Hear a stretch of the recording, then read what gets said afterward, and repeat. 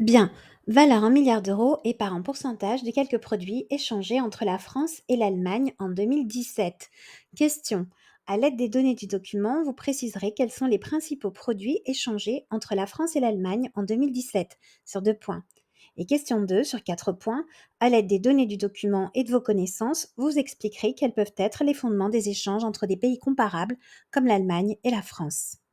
Pour rappel, la partie 2 de l'épreuve composée, l'étude de documents notée sur 6 points stipule: il est demandé au candidat de répondre aux questions en mobilisant ses connaissances acquises dans le cadre du programme et en adoptant une démarche méthodologique rigoureuse de collecte et de traitement de l'information.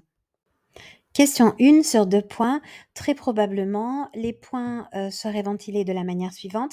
1,5 point pour l'utilisation de données en milliards d'euros et en pourcentage, plus 0,5 point pour les principaux produits, c'est-à-dire l'aéronautique et l'automobile. Alors, réponse. Selon la Direction générale du Trésor, en 2017, la France et l'Allemagne ont principalement échangé des produits de la branche aéronautique, aéronefs et engins spatiaux, et de la branche automobile, véhicules, mais aussi accessoires pour véhicules automobiles. Par exemple, en 2017, la France a vendu à l'Allemagne, donc exportation pour la France mais importation pour l'Allemagne, des aéronefs et engins spatiaux représentant 9,80 milliards d'euros, ce qui représentait 14% des exportations françaises vers l'Allemagne. Cependant, en 2017, la France a aussi acheté à l'Allemagne, donc importation pour la France mais exportation pour l'Allemagne, pour 11,24 milliards d'euros d'aéronefs et d'engins spatiaux, ce qui représente 13% des produits allemands importés par la France. Ce type d'échange croisé de biens similaires ou d'échange intra-branches se constate également pour les automobiles, qui font partie des principaux échanges bilatéraux entre la France et l'Allemagne, à la fois pour les véhicules et pour les pièces détachées. Bien, dans la question 2, on nous demande d'expliquer les échanges entre des pays comparables, comme l'Allemagne et la France. Très probablement, les 4 points seraient ventilés de la manière suivante. Utilisation des données, 1 point, et puis 3 points iraient aux explications de ces échanges, 1 point par explication, entendu définition et exemple.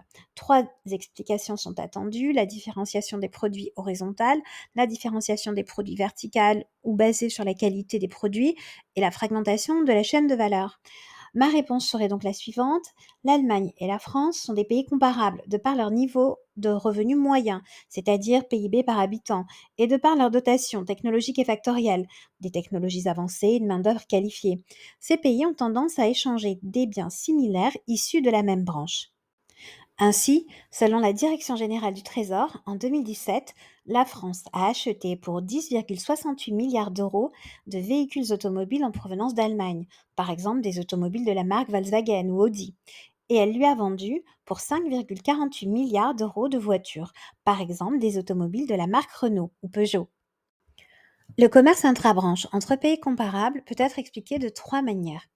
Tout d'abord, les consommateurs français et allemands peuvent avoir une préférence pour la diversité et considérer qu'une Clio et une Polo sont des produits substituables en répondant à leur demande de variété. Les entreprises différencient alors de manière horizontale leurs produits. La différenciation horizontale consiste à proposer un produit de la même qualité que ceux des concurrents mais qui s'en distinguent, par exemple par le design ou par la marque. Ensuite, les entreprises peuvent différencier les produits de manière verticale. La différenciation verticale consiste à offrir des biens de qualité différente. Certains producteurs vont proposer des produits haut de gamme, comme des Audi ou des BMW, alors que d'autres proposent des produits plutôt bas de gamme, comme les Dacia. Ici, les produits s'adressent à des clients ayant des revenus différents, que cela soit en Allemagne ou en France. Pour les clients les plus riches en France comme en Allemagne, les produits haut de gamme peuvent répondre à une volonté des consommateurs de montrer leur niveau de revenus. On parle de consommation ostentatoire. Enfin, les échanges entre pays comparables peuvent également s'expliquer par la fragmentation de la chaîne de valeur, autrement dit, une répartition entre plusieurs pays comparables de différentes étapes de la production d'un bien en fonction des avantages comparatifs de chaque pays. En témoignent les échanges entre la France et l'Allemagne de produits aéronautiques. Je vous renvoie à la réponse 1. Airbus a un site de production à Hambourg en Allemagne. Il en possède aussi un en France et il assemble ses avions à Toulouse-Blagnac en France. Les composants fabriqués à Hambourg doivent ensuite parvenir au site de Toulouse-Blagnac. Mais des compagnies aériennes allemandes peuvent commander des avions Airbus, donc cette fois, les avions partent de France pour être livrés en Allemagne. Cette vidéo est à présent terminée et je vous retrouve très bientôt pour un nouveau sujet bac. Au revoir.